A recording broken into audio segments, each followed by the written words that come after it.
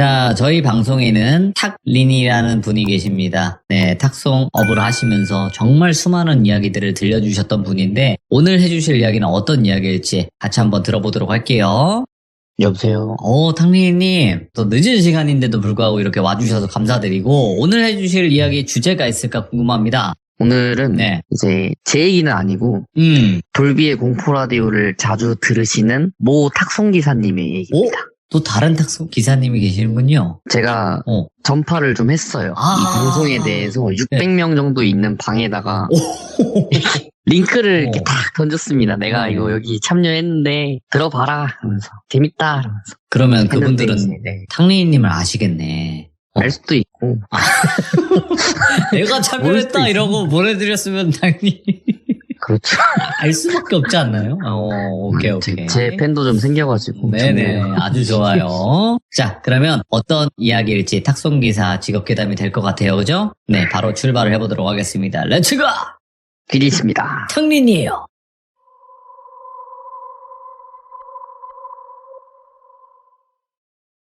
오늘 들려드릴 얘기는 모 탁송 기사님께서 탁송 일을 하다가 일어난 일인데 제가 특정 지역에 대해서 제 입으로 발설을 하진 않을 겁니다. 몇 군데 없기 때문에 경남에 있는 경매장에서 차를 받게 되는 일이었어요. 보통 탁송 기사님들이 경매장을 가게 되면 우리가 알고 있는 그런 K카, 옥션 이런 중고차가 판매를 하기 전에 경매장으로 갔다가 경매장에서 보통 매매 상사의 딜러분들이 구매를 해서 상품화 과정을 거쳐서 고객에게 전달되는 이렇게 판매가 되는 이런 과정이거든요. 네. 그런데 경매 날짜가 되니까 이 돌비라는 탁송기사가 경매장을 가게 됐답니다. 가서 보통 점심시간이 11시 반부터 12시 반이니까 거기서 근처에서 점심을 먹고 앉아서 콜을 기다린다고 하죠. 이 어플을 이렇게 딱 보고 있었는데 강릉으로 가는 콜이 떴대요. 그래서 강릉에 단가도 괜찮고 갈 수 있겠다 해서 상황실에 전화를 해서 어디서 어디 가는 탁송기사입니다 라고 하니까 그 고객 번호 풀어놨으니까 전화 한번 해보세요 라고 했는데 전화를 하니까 거기서 차량을 찾게 되면은 보통 차량 번호랑 그 차량을 매입한 매매 상사 이름을 듣게 돼요. 근데 거기서 다른 전화번호를 하나 알려줬답니다. 다른 전화번호를 알려줬는데 거기 전화하니까 컬러링이 어디 가게 소개할 때 나오는 그런 컬러링 있잖아요. 그런 게 들리면서 무슨 모터스 무슨입니다 이러면서 전화를 받게 될 테니 조금만 기다려주세요라고 음성이 들렸대요.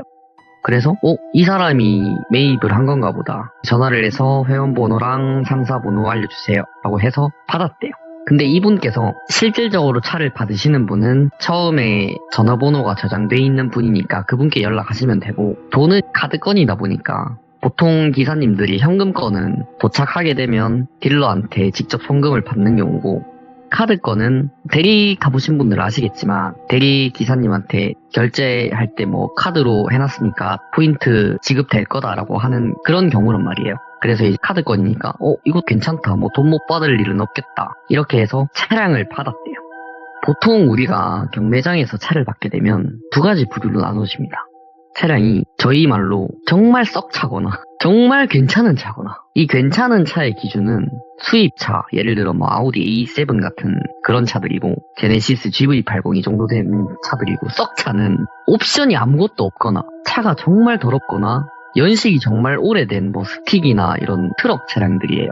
근데 돌비가 이 차를 종이를 받아서 막 강릉 가가지고 강릉 갔다가 어디 수원이나 서울에서 집에 가야겠다 이렇게 해서 번호를 찾으러 갔는데 파란 색깔 봉고 3가 있었대요. 정말 연식이 안 좋았답니다. 누가 봐도 사이드미러는 플라스틱 커버로 돼 있는데 플라스틱 커버조차 떨어져 있었대요. 그걸 보고 이걸 매입을 해서 상품화를 해가지고 누구한테 판다는 거지? 이러고 차를 빼서 사진을 찍고 계기판을 봤는데 엔진 경고등이 들어와 있고 역시나 키로수는 27만이 넘어가고 있었답니다. 그래서 이 똥차를 타고 내가 강릉까지 갈 수 있는 가다 터지는 거 아닌가 이러고 회원번호를 알려주신 분께 전화를 했대요. 이거 혹시 고객한테 바로 가는 거냐니까 맞대요. 근데 이거 차에 엔진 경고등도 들어와 있고 실외 상태도 그렇고 실내 상태도 너무 지저분한데 바로 가도 되는 거냐 제가 세차장이라도 들릴까요 이렇게 얘기를 한 거죠. 그러니까 아니다 그냥 그대로 가셔라 아무것도 손대지 말고 기사님은 그냥 안전하게 운행만 해주시면 됩니다. 라고 한 거예요. 이 엔진 경고등 들어오는 부분에 대해서는 딜러분도 이미 알고 있었고 주행을 하는데 큰 문제는 없던 상황이래요. 그래서 똘비는 알겠다 끊고 나서 혹시 몰라서 엔진 오일이랑 냉각수 체크를 하니까 엔진 오일 냉각수는 뭐 주행하는데 큰 문제 없을 만큼 다 돼 있었답니다. 그래서 출발을 했대요. 경상도에서 강릉까지 가는데 시간을 찍어보니까 3시간 40분 정도 나왔대요. 근데 돌비가 생각을 한 게 원래 우리가 승용차로 주행을 하면 110에서 과속하게 되면 130까지 밟잖아요. 이 차로 이 속도로 절대 못 간다. 80에서 100 사이로만 가자. 뭐 갔다가 없으면은 거기서 소주 한잔하고 뭐 야경 보고 자지 뭐 이런 마인드로 갔대요. 잘 지나가고 있는데 경상도에서 강릉 갈 때 포항 쪽으로 해가지고 동해안을 따라서 이렇게 쭉 올라갔대요. 쭉 올라가고 있는데 가다가 시간이 오후 한 4시에서 5시 정도 사이쯤 되는 시간이었는데 올라가다가 배가 고프더랍니다. 밥을 먹으려고 차를 딱 세워놓고 갔는데 핸드폰에서 진동이 울렸대요. 그래서 딱 받아보니까 기사님 어디세요? 라고 하니까 저 잠깐 배가 고파서 20분 정도만 좀 식사 좀 하고 갈 수 있을까요? 라고 하니까 네, 그렇게 하십시오. 이러면서 졸음운전 하지 마시고 커피 한 잔 꼭 사드시고 그렇게 오십시오라고 한 거예요. 그러고 있는데 갑자기 상황실에서 전화가 왔답니다. 기사님 그 포인트 10,000원을 넣어놨다. 기사님 잔액에다가. 이런 경우가 없거든요. 왜요? 그러니까 그 딜러분께서 기사님 커피 사드시라고 10,000원을 줬대요. 그래서 똘비는 감동을 받은 거죠. 와, 이런 사람이 없는데 진짜 대박이다 이런 사람은. 이러면서 10,000원으로 뭐 커피 먹고 통감자 하나 손에 쥐고 차에 올라탔답니다.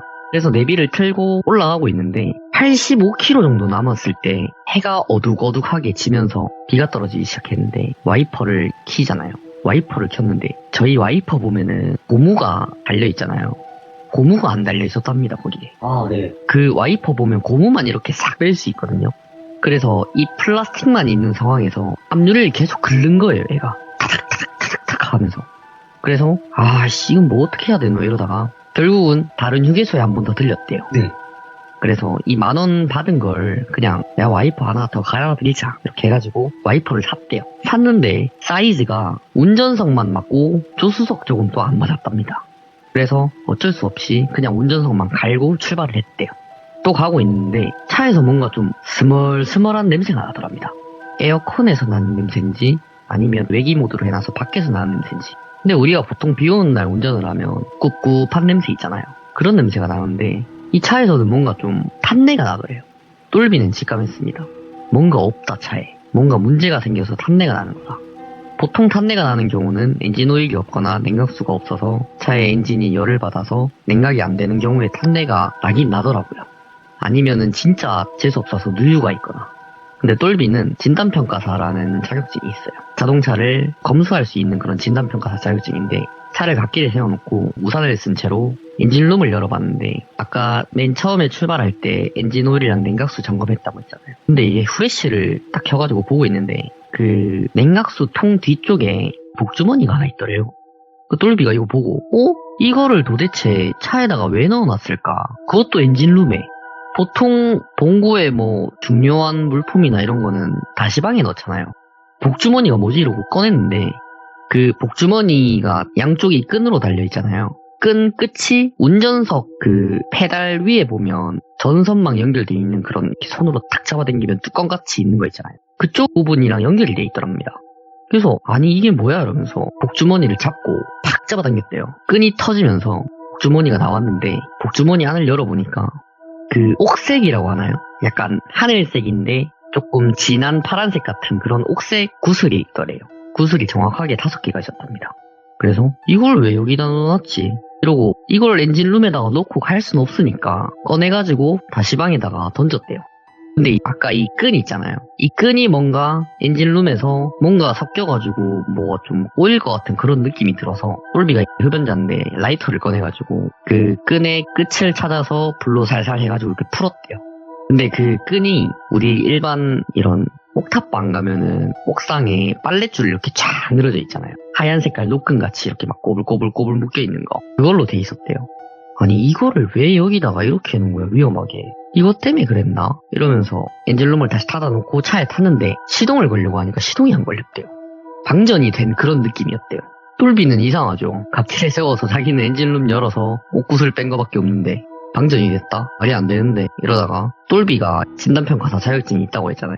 그 충전식으로 해서 배터리를 점프시킬 수 있는 그런 장치를 하나 들고 다녔는데 혹시 몰라서 봉고랑 포터 배터리는 우리 보통 엔진룸에 보면은 자동차는 맨 앞에 있잖아요. 엔진룸이 앞에 있어서 배터리도 거기 있는데 봉고랑 포터 배터리는 뒤쪽에 있거든요. 뒤쪽 옆에 그쪽에 가서 이 집게 같은 거 탁탁 집어서 보니까 수치는 또 정상이었대요. 그래서 이거 뭐 어떻게 해야 되나 이러다가 똘비가 자기 사무실에 계시는 형님들한테 전화해서 이런 정상이고 지금 비까지 오는데 미치겠다고 날도 점점 어둑해지는데 어떻게 해야 되냐 그러니까 야 일단 고속도로니까 도로교통공사 전화 한번 해봐라 이러고 있는데 뒤에서 노란 색깔 불이 깜빡깜빡거리는 차가 다가왔대요. 도로교통공사 차였던 거예요. 도로교통공사 직원들이 내려서 무슨 일이 있습니까 해야 되는데 뭐 이런 상황이 있어서 이렇게 됐는데 배터리는 또 정상인 것 같아요 라고 하니까 뭐 잘못된 거 아니에요 이러면서 그 직원분이 차에 올라타서 시동을 걸었는데 시동이 걸렸대요. 그래서 똘비가 이거 이상한데 왜 내가 했을 때 안 되고 이거 이제 배터리를 내가 만져가지고 충전이 됐나 보다 이렇게 해서 감사합니다 제가 좀 실수가 있었던 모양입니다 감사합니다 이러면서 비 오는데 고생 많으십니다 이러고 훈훈하게 헤어졌대요. 60km 정도 남기고 가고 있는데 똘비가 밥도 먹었고 오는 길에 통감자까지 먹었잖아요. 배가 부르고 슬슬 졸리기 시작하더랍니다. 그래서 라디오를 켰는데 그 백고동 소리 아세요 혹시? 우리 볼륨키 이렇게 살짝 돌리면 그 주파수라고 하나요? 주파수가 이렇게 넘어가잖아요. 일정 주파수를 딱 지나가는데 백고동 소리로 뿌 하던 소리가 들리더래요. 그래서 이게 뭔 소리지? 이러고 다시 그 자리를 갔는데 뿌 하는 소리가 정확하게 3번 들렸답니다. 3번 돌리고 똘비가 주파수를 넘기지도 않았는데 주파수가 자동으로 넘어가더래요. 넘어간 그 주파수에서도 뿌 하는 조금 짧은 백고동 소리가 들렸대요. 그래서 아니 이게 뭔 소리지 이러면서 우리 라디오 채널 중에 약간 국룰이라고 하나요? 98.9MHz? 그걸 듣고 싶어서 돌렸는데 뭐 라디오가 들렸대요. 그래서 이렇게 신나게 들으면서 가고 있는데 라디오가 갑자기 화면이 조그만한 네모난 직사각형 화면으로 돼 있었는데 방전되면은 불 환하게 딱 켜졌다가 딱 꺼진단 말이에요. 팍 하고 꺼졌대요. 라디오가 혼자서. 근데 차의 시동은 꺼지지 않았어요. 주행은 정상적으로 하고 있는데 그래서 똘비가 이 차가 이거를 손님한테 바로 간다고 이거는 내가 운전하는 게 문제가 아니라 딜러가 욕 처먹으려고 작정을 했나 보다. 이런 거 뭐 얼마에 사가지고 도대체 넘기는 거지 이러면서. 근데 탁송비를 보니까 18만 원이었대요. 원래 금액을 알고도 출발을 하긴 했는데 너무 많은 금액을 주니까 똘비는 좋아서 출발을 한 거였단 말이에요. 근데 18만 원이나 주는데 딜러가 이 손님한테 뭐 사기쳤나 이러면서 약간 반의심을 하면서 가고 있는데 전화가 오더랍니다. 맨 처음에 전화를 받은 차주 있잖아요. 그 차주가 전화를 받더니 어디쯤 오셨냐 그러니까 이제 한 50km 정도 남았는데 제가 솔직히 이런 말 하면 안 되는데 혹시 이거 사신 거냐 이렇게 하니까 처음에 한 2초 동안 아무 말 안 하다가 네 제가 샀어요 혹시 뭐가 문제가 있나요 그러니까 원래 이거는 기사들이 딜러를 대신해서 가는 거라서 차량에 대한 어떤 문제를 얘기하진 않는데 차가 너무 심각하다. 탄내 나서 엔진룸 열었더니 이상한 뭐 복주머니에 옷구슬까지 넣어놓고 하는데 차주가 말을 끊었답니다. 복주머니에 옷구슬이 들어있다고요? 몇 개가 들어있나요? 이런 거요. 왜 몇 개가 들어있냐고 물어보지. 그런 걸 왜 엔진룸에 넣어놨어요? 라고 안 물어보고 그래서 돌비가 5개가 들어있던데요. 그러니까 그래서 그 복주머니는 어디 있는데요? 그러니까 엔진룸에 빼서 다시 방에 넣어놨죠. 그러니까 차주가 버럭 화를 내더랍니다. 돌비가 그 소리를 듣고 정말 당황했대요. 차주가 뭐라 했냐면 딜러가 얘기를 안 하던가요? 차 그대로 들고 오라고. 그래서 돌비가 이제 생각을 했대요. 내가 실수한 건가? 근데 내가 운전하는 입장에서 복주머니에 옷구슬 5개가 들어있는 게 엔진룸에 들어가 있으면 나 같으면 빼는 게 정상인데 내가 이상한 건가? 이런 생각을 했대요. 그래서 차주가 그거 당장 원위치 해놓고 오십시오 기사님. 제가 2번 말 안 합니다. 그대로 오셔야 돼요. 이랬대요. 그래서 돌비는 선을 끊었잖아요. 어디 달려있는지도 모르겠고 그래서 갓길에 차를 또 세웠대요. 복주머니를 달려고. 이제 차주한테 옷구슬이 몇 개 있는지 얘기를 해줬잖아요. 근데 이 옷구슬이 저희 그 애기들 인형놀이 이런 거 하면은 그 얇은 낚시줄 같은 거 이렇게 꼬여있는 그런 목걸이 아세요? 그냥 싸구려 장난감 목걸이 같이 보였대요. 그 옷구슬 자체가. 근데 이거에 뭐 금의 환영할 만한 그런 옷구슬도 아니고 이런 거에 난리를 피우냐. 대충 묶고 가자 이러면서 엔진룸에 이렇게 묶어놓고 테이프를 살짝 붙여놨대요. 그래서 엔진룸 닫고 다시 출발을 했는데 가면서 욕을 엄청 했답니다. 똘비가. 내가 이런 걸로 욕을 먹어야 되고 뭐 이런저런 불만이 다 쏟아져 나오는데 머리에 18만 원이 딱 스치더랍니다. 시켰으니까 가야지 이런 마인드로 그냥 갔대요. 이제 한 40km쯤 남았을 때 그 딜러분이 전화가 오더랍니다. 기사님, 제가 아까 여기 차주가 전화 와가지고 뭐 이런저런 얘기를 들었는데 뭐 사실 뭔가 사연이 있는 차긴 한데 제가 그냥 부탁드릴 테니까 제가 도착해서 기사님한테 뭐 조금 팁이라든지 드릴 테니까 차 안에 뭐 그 옷구슬 들어있는 복주머니 그것도 원위치 해놓으시고 그냥 조심히만 가달라. 뭐 기사님 걱정하시는 거 다 아는데 저도 뭐 의뢰받고 이렇게 하는 거라서 그 차를 사실 정상적으로 판매를 하는 건 아니다. 그러니까 그냥 가주셔라. 이런 전화가 또 오면 저도 사실 좀 당황스럽다. 사실은 차주가 이 차를 직접 가져가려고 했는데 거리도 너무 멀고 하다 보니까 내가 해주겠다고 해서 나도 어딘가로부터 부탁을 받고 해주는 거다. 그러니까 그냥 조심히만 좀 가주세요라고 부탁을 했대요. 돌비가 무슨 생각을 했냐면 내가 오지랖을 너무 부렸구나 이런 생각을 한 거죠.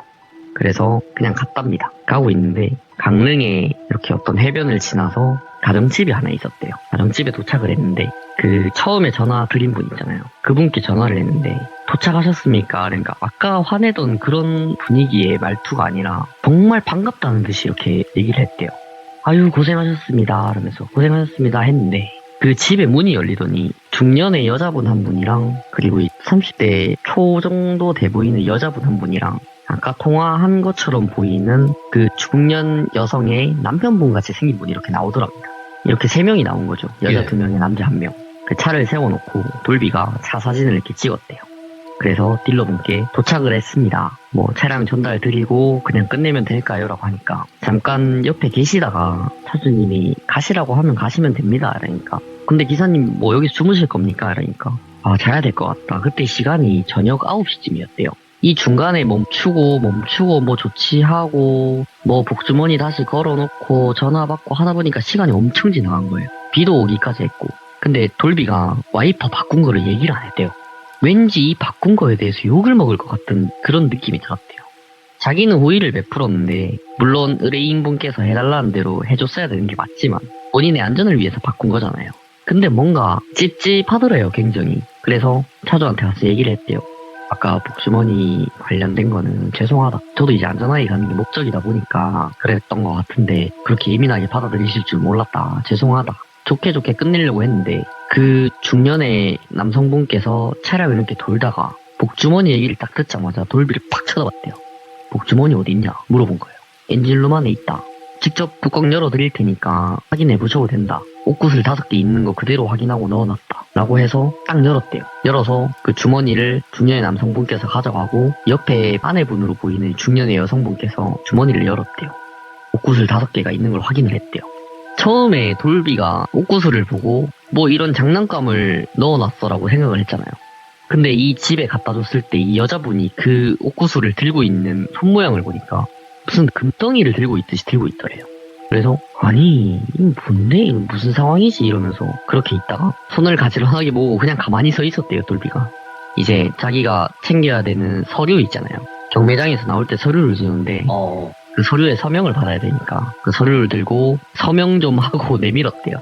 30대로 보이는 여성분께서 고생 많으셨습니다 이러면서 서명을 해주고 돌아섰는데 갑자기 통곡을 하더랍니다. 예. 그 여자분 2분이랑 남자분이 서로를 껴안고 갑자기 통곡을 했대요. 그냥 비유를 이렇게 하면 안 되지만 장례식장이나 이렇게 가면 막 엄청 흐느끼잖아요. 엄청 흐느끼고 비도 조금씩 오는 상황인데 우산도 안 쓰고 셋이서 부둥 껴안고 딱 삼각형이죠. 위에서 봤을 때 머리가 하나 둘 셋이니까 그 모양으로 무릎 꿇고 어깨 동무하고 통곡을 하더랍니다. 차 앞에서. 돌비가 이걸 보고 왜 우는 거지? 차를 받았는데 차가 너무 별론가 이 생각을 했대요. 그래서 돌비는 좀 어이가 없다는 생각보다 좀 소름이 돋았대요. 그래서 딜러한테 전화를 했답니다. 갑자기 우는데요? 라고 한 거예요. 딜러가 일단은 서명 받으셨나요? 그러니까 받았다. 그러면 이제 차주님 좀 진정되시면 자리를 비하셔서 저한테 전화를 달라 이렇게 된 거예요. 이제 상황실에도 서명 받았으니까 배차 종료하겠습니다 얘기하고 고생하셨습니다 하고 끝냈는데 3분이 아직도 울고 있더랍니다. 진짜 그 울고 있는 시간이 한 15분 정도 지났는데 목이 멜 정도로 끄끄거리면서 울고 있었대요. 이게 내가 가야 된다는 얘기는 해야 되겠고, 그래도 갖다 줬는데 하다가 조금 아버님이 일어서시는 그 순간에 똘비가 얘기를 했대요. 아버님 저는 가보겠습니다. 저도 이제 가야 될 길이 있어서 다음 예약도 있고 이러면서 거짓말을 좀 했대요. 얘기를 하니까 그 중년의 남성분께서 정말 감사하다면서 돌비의 양손을 붙잡고 정말 감사하다고 했답니다. 이 중년의 여성분 두 분은 돌비를 향해서 엎드려서 감사합니다 이랬대요. 돌비는 이 상황이 어이가 없는 거죠. 뭘 감사한 거지? 내가 여태까지 홈서비스 갖다 주고 뭘 하고 뭐 안전하게 갖다 줘도 하대하는 사람 절반, 그리고 고생했다는 한마디 절반, 이런 사람들밖에 없었는데 이 차를 갖다 준 게 이 사람들한테 이렇게 큰 일인가? 이런 생각을 했대요. 근데 돌비는 좀 귀찮았답니다. 그 상황 자체가 좀 낯선 그런 환경이기도 하고 자기도 이 차를 벗어나야 되는데 좀 불편했대요. 그래서 아닙니다 이러면서 뭐 안전하게 타시고 뭐 항상 운전 조심하시기 바랍니다 이러고 돌아섰대요. 돌아서서 그냥 무작정 앞으로 걸었대요. 근데 그 위치가 IC에서 바로 내리자마자 있는 가정집이었대요. 돌비가 걸어서 나오니까 바로 위에는 다리가 있고 앞에 아무것도 없었답니다. 그래서 아니 여기서 택시를 부르면 저기 있는데 모텔까지 갈 수 있을까? 그리고 택시를 불렀는데 택시가 왔답니다. 택시가 오기는 왔는데 21분 거리에 있는 택시가 잡혔대요. 카카오티로 택시를 불렀더니. 그래서 그걸 보고 여기 사람 사는 동네가 아닌 것 같은데 저분들은 저기 살고 아니 좀 여기까지 왔으면 좀 태워주지 이러면서 택시비 얼마나 나오겠노 이러면서 20분을 기다렸답니다. 담배 피면서. 택시 아저씨가 오셨대요. 보통 우리가 택시가 오면 뒷문을 열고 타잖아요. 근데 뒷문을 딱 잡아 당겼는데 문이 잠겨 있었답니다. 이러고 앞창문으로 가서 기사님 문 좀 열어주세요 이랬는데 그 택시 기사님이 뭐라 했는 줄 알아요? 여기 왜 있어요? 이렇게 물어봤대요.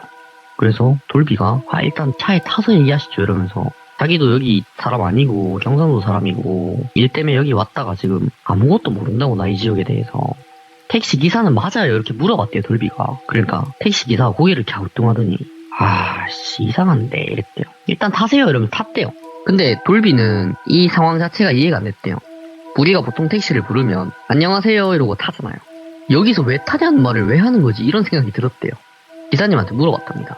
근데 아까 그 질문을 왜 하셨나요? 그러니까 기사님이 룸미러를 보면서 그 완전 어두운 밤에서 차에 있는 버튼들 라이트만 보이고 룸미러를 봤을 때 기사님 눈만 보였대요. 근데 그 눈이 이상하게만큼 흰자보다 검은 자가 더 유난히 크게 보였대요. 그 우리 곤지암 정신병원 그 영화 나왔잖아요. 알지. 그거 뭐 사비ኪ 이거 하는 그 여자 있죠. 그런 눈이었대요. 돌비가 그걸 보고 룸미러를 안 쳐다보고 바로 앞에 있는 조수석 뒤통수 그 헤드레스트를 쳐다보고 얘기를 했대요. 왜 그런 질문을 하셨냐 그러니까 그 기사님께서 왜요? 물어보면 안 되나? 이렇게 얘기를 했단 거예요. 돌비가 아니 이렇게 무례한 택시 기사님도 있네? 여기 뭐 내가 못 부를 거 부른 것도 아니고 자기가 수락해서 왔으면서 그런 식으로 짜증을 냈대요. 왜 저한테 짜증을 내시냐 그러니까 기사님이 갑자기 가다가 바로 옆에 인도가 있는 그 길에 차를 팍 세우셨답니다. 그럼 내릴래요? 이렇게 한 거예요. 근데 택시 기사님 그 눈을 보는데 진짜 내릴래 이런 표정이었던 거예요.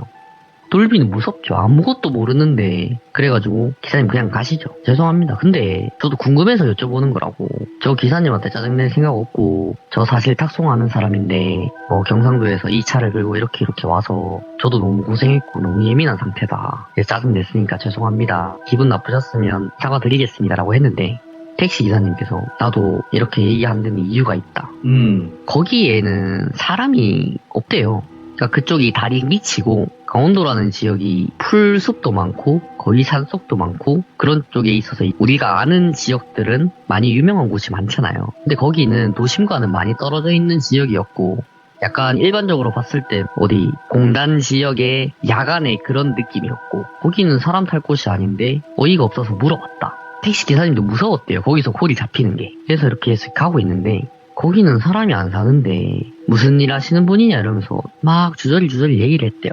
도란도란 얘기하면서 엄청 화려한 불빛이 있는 번화가에 도착을 했답니다. 강릉 시내에 딱 도착을 하니까 돌비가 마음이 편안해지더래요. 근데 한 가지 잊은 게 있죠. 딜러가 전화를 하라고 했잖아요. 이제 이 이야기의 궁극적인 진실이 밝혀지는 순간이죠. 모텔에 들어가서 딜러한테 전화를 했대요.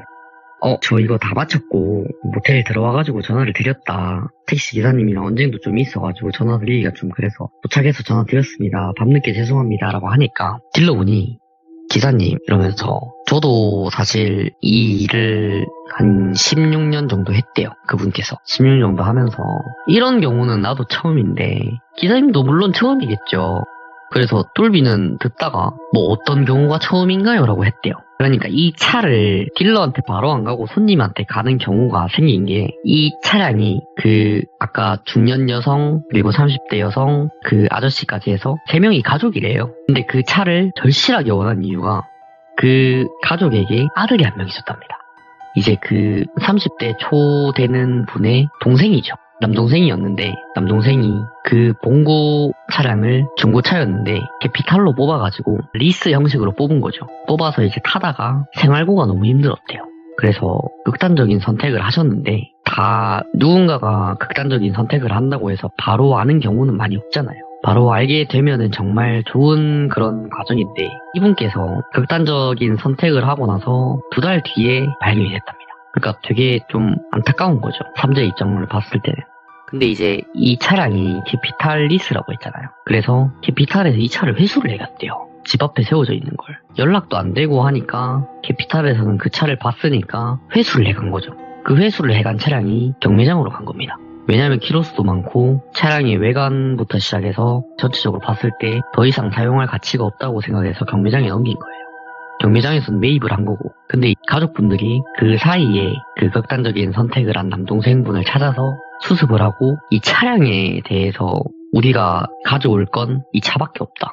그러니까 이게 보통 집안에 누군가가 그런 사고사를 겪어서 가게 되면 집에 있는 유품을 챙기잖아요. 근데 그분들은 그게 아니었대요. 유품도 챙겼는데 차가 너무 가지고 오고 싶었대요.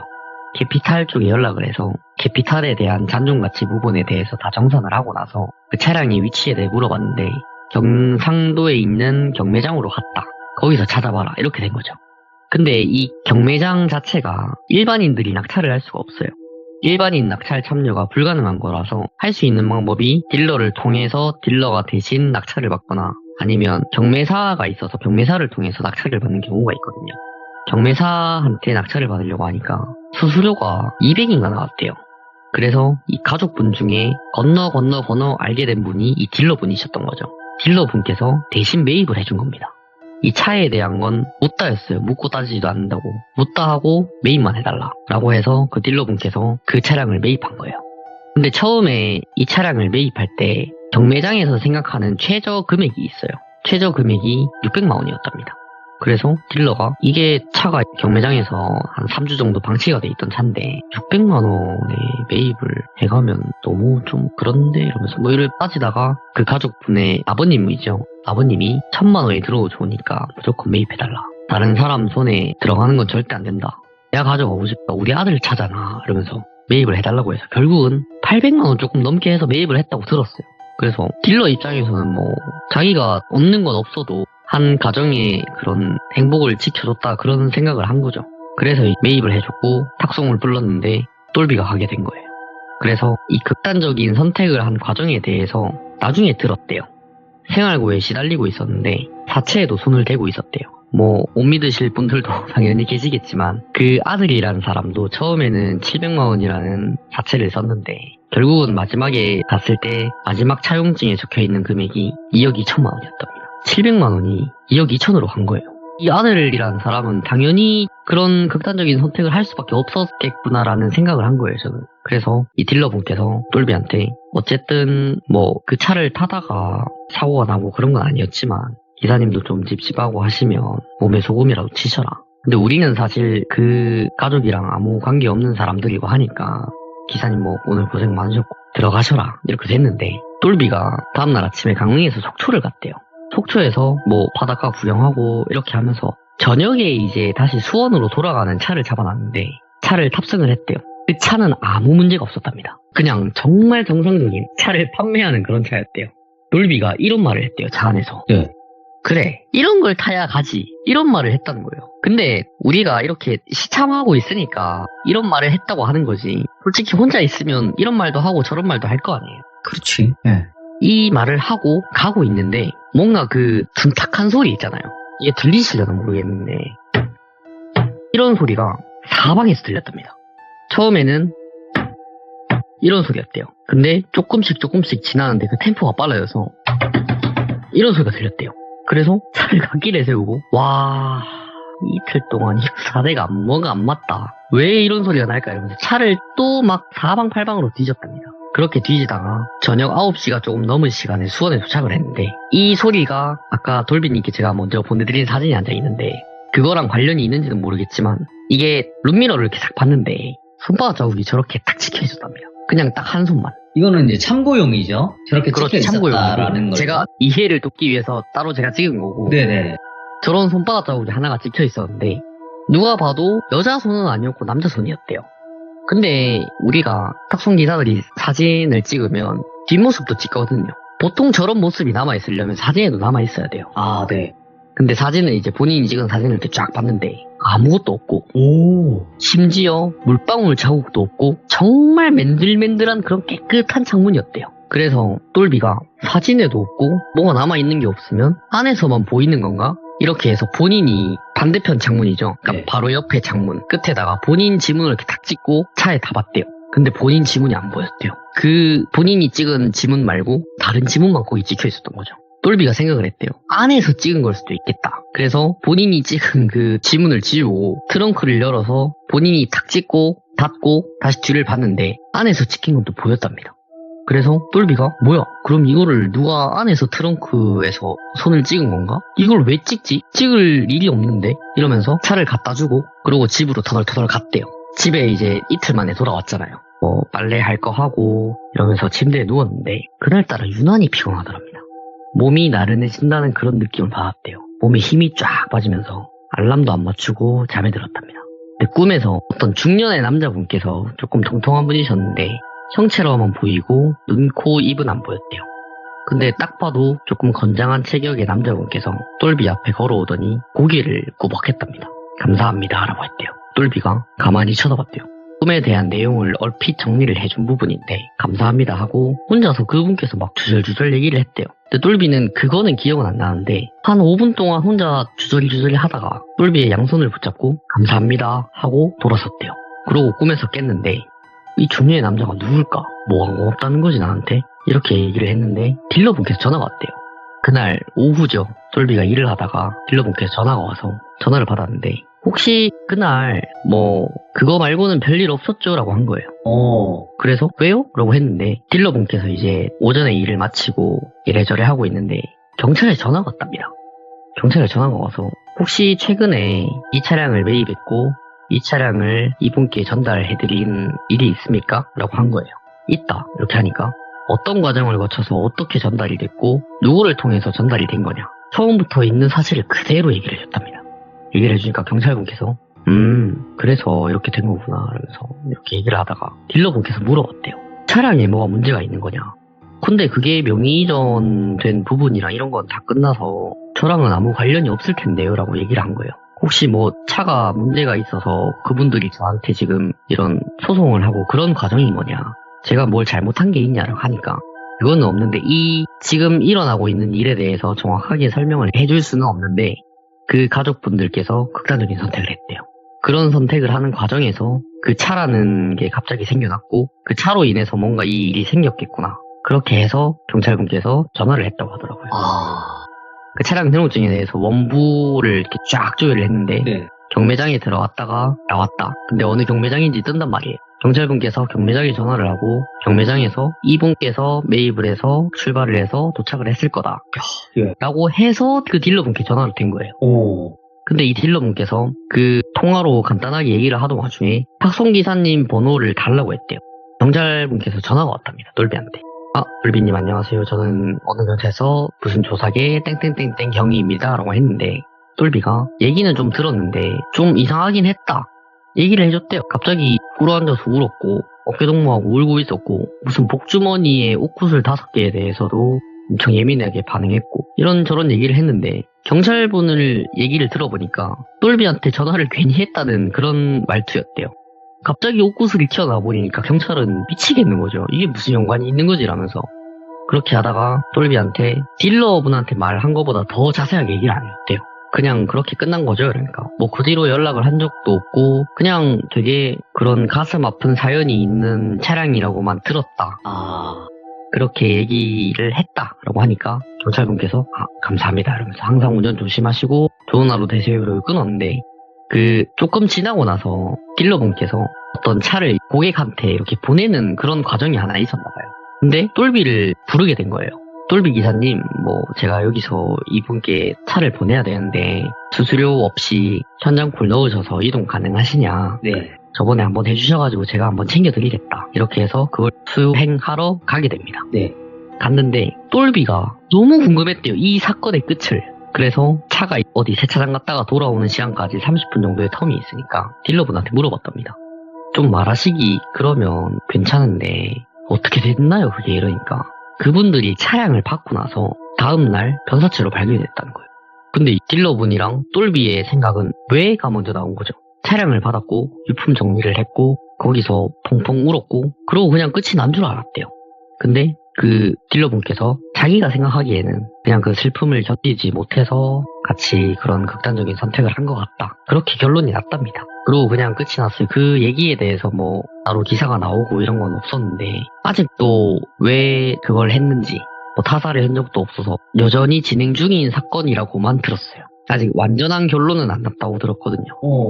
그 부검을 진행을 하려고 해도 예. 그 세 분이 다 그냥 가족인 줄 알았는데 예. 그분 말고도 다른 가족분께서 부검은 원치 않는다 이렇게 얘기를 했대요. 그냥 그렇게 돼서 여전히 진행 중이라고 합니다. 근데 타살의 흔적은 없는데 네네. 극단적인 선택을 한 이유를 찾으려면 부검을 해야 되는데 그렇지. 그 가족분께서 부검을 하지 말라 그러고 이건 자살이 아니다. 더 조사를 해달라 이렇게 해서 그냥 진행되고 있대요. 계속. 좀 뭔가 미스테리하네 이거. 좀 꼬롬하죠 약간. 꼬롬하네. 그러니까 돌비랑 딜러 입장에서는 그냥 그렇게 단정 지었는데 아직은 진행 중인 사건이라고 마지막에 확인을 했다고 하더라고요. 야, 탕리님 또 주변 분들 덕분에 또 이런 이야기도 들어보고 이게 도대체 뭐였을까? 어떤 이유였을까? 이것도 많은 분들이 생각하시면서 댓글 남겨주실 것 같긴 합니다. 오늘 탕리님께서 이야기 들려주셔서 다시 한번 감사드리고 다음번에 또 다른 이야기로 꼭 찾아와 주시기 바라겠습니다. 네, 감사합니다. 감사합니다. 네. 탕리님도 어쩔 수 없이 그 탁송기사를 하면 정말 여러 가지 일들을 많이 듣고 겪기도 하시거든요. 그래서 이건 우리가 또 쉽게 들을 수 있는 이야기들은 아니잖아요. 이 직업에 있는 사람들이 겪었던 또 미스테리한 일들, 무서운 일들이 분명히 있을 거니까. 그래서 오늘 이야기도 정말 또 귀한 이야기 잘 들었다고 한 번씩 박수 한번 쳐주시고 그리고 댓글도 꼭 남겨주시길 바라겠습니다. 감사합니다.